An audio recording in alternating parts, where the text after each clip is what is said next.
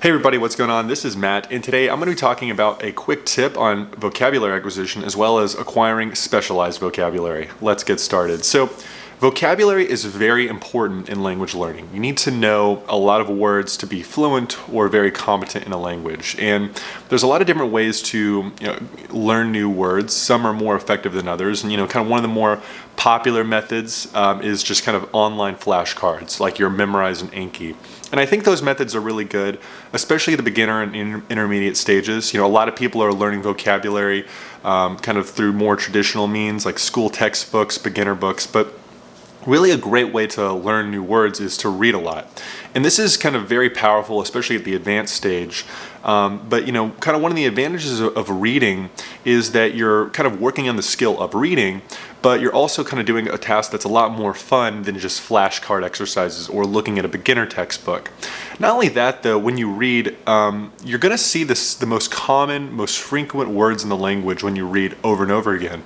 And even on the kind of more, less frequent words, you're going to see those pop up again and again. So not only are you practicing to read, but it's a really great way to kind of naturally acquire vocabulary through this kind of repetitive kind of exposure to a lot of these words. Now, not only with reading, one of the things you can do is just focus on a certain subject matter over a period of time versus kind of jumping from subject to subject. So, for example, let's say that you're predominantly reading newspapers in a foreign language, and one day you read something on politics, and then the next day it's something on travel, and then food. Well, rather than jumping from subject to subject, try staying in that one kind of area for a longer period of time, maybe a couple of weeks or what have you, than jumping from subject to subject.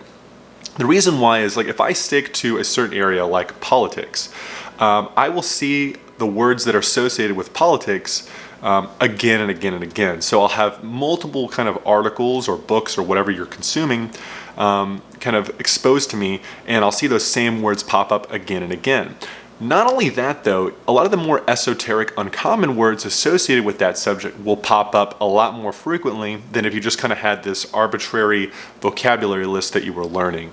And it's just a great way to kind of just really accelerate you understanding that subject matter and all the words associated with it.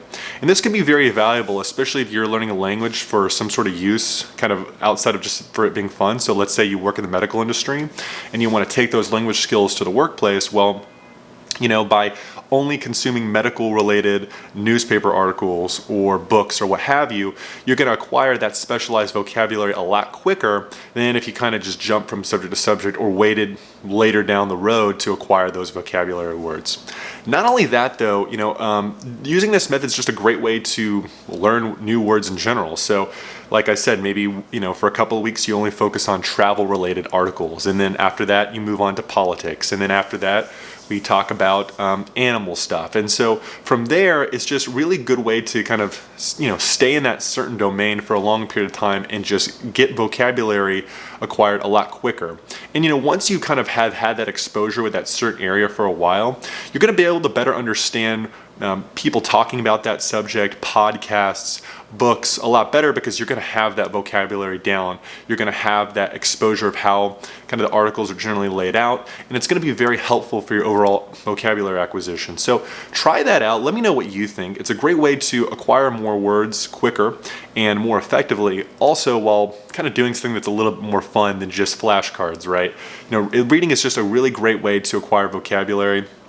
It's kind of really, a super effective way on the advanced level, just because, once you start getting, past those most common words and you start getting into kind of more infrequent words, those vocabulary lists or those flashcards just have a lot less meaning when you're learning them versus kind of reading them in context. Reading them in something that you enjoy or that is actually useful for you is going to be just a better way to acquire things in the long run.